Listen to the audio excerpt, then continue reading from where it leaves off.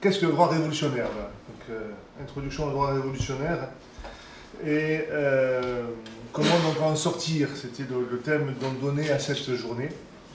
Et donc en proposant d'intituler cette journée Sortir du droit révolutionnaire, j'avais bien conscience donc, du caractère inhabituel et peut-être quelque peu incongru de la notion de droit révolutionnaire, dans la mesure où je n'entendais pas désigner par là le droit mis en œuvre sous la Révolution française, en tout cas pas uniquement celui-ci, mais je donnais donc au terme une dimension donc un petit peu plus large. Donc dans la perspective de notre journée, la notion ne doit pas être en effet comprise d'un strict point de vue historique, même si l'histoire a bien sûr toute sa place pour en démêler des enjeux.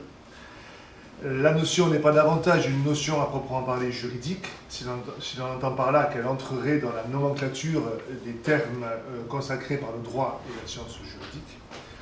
Donc ce que j'ai entendu souligner par cette expression, c'est ce qui m'apparaît être une caractéristique du droit des modernes, appelons-le ainsi au moins pour commencer, à savoir précisément son caractère de vecteur d'une révolution qu'on peut dire continue dans le temps, donc continue. Alors, si une révolution c'est un bouleversement radical et rapide, et de ce fait brutal d'un état de choses, et révolutionnaire, ce qui est l'instrument de ce bouleversement.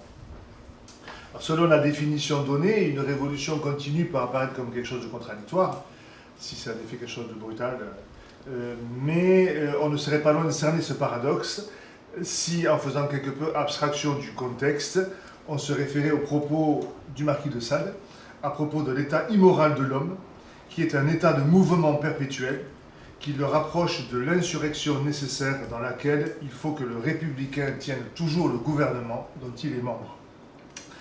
Donc une sorte d'insurrection permanente, devenue un état et un mode de gouvernement. Voilà ce que pourrait être une révolution continuée, en quelque sorte institutionnalisée. Cela correspondrait assez bien à la praxis marxiste, selon la fameuse 11e thèse à Feuerbach. Les philosophes n'ont fait qu'interpréter le monde de diverses manières. Ce qui importe, c'est de le transformer.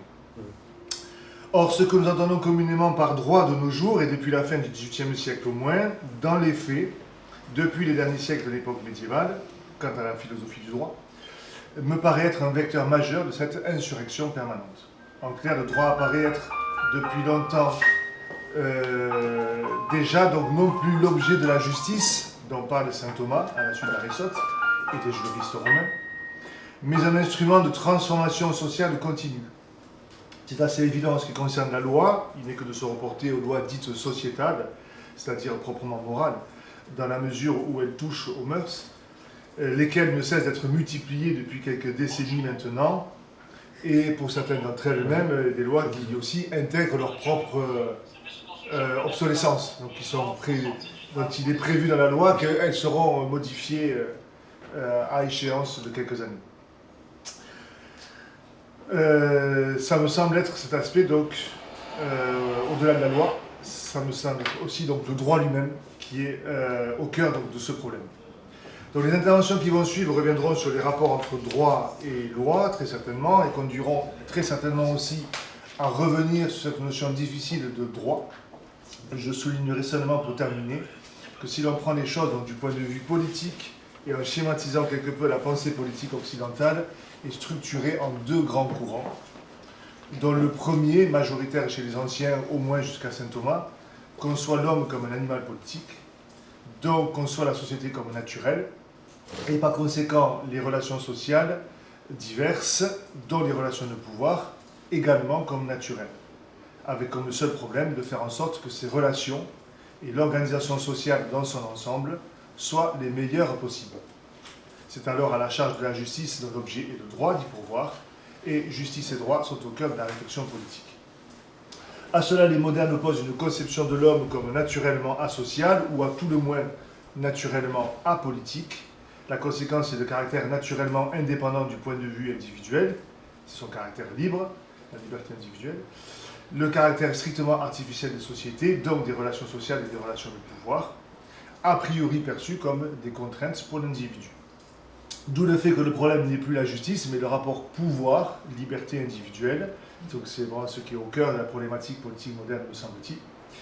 Or, cette liberté individuelle, ce n'est rien d'autre que l'un des sens que revêt le mot droit dans le contexte moderne, lequel droit donc, se retrouve à nouveau au cœur du problème social et politique, mais assurément d'un tout autre point de vue.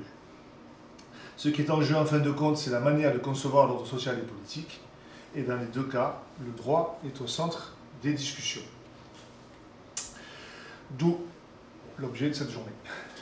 Voilà, qui vise à essayer donc d'éclaircir quelque peu donc cette notion et cette notion de droit moderne, de droit révolutionnaire, donc comme je l'ai intitulé, et d'essayer d'en dégager quand même des enjeux, des problématiques. Alors la journée est structurée schématiquement en deux grandes parties. La matinée est consacrée plutôt à l'analyse du problème, on va dire que constitue le droit révolutionnaire, le droit moderne. L'après-midi sera consacré plutôt à des essais pour penser un ordre social autrement, justement sur une autre base ou sur un autre paradigme, comme on dit parfois.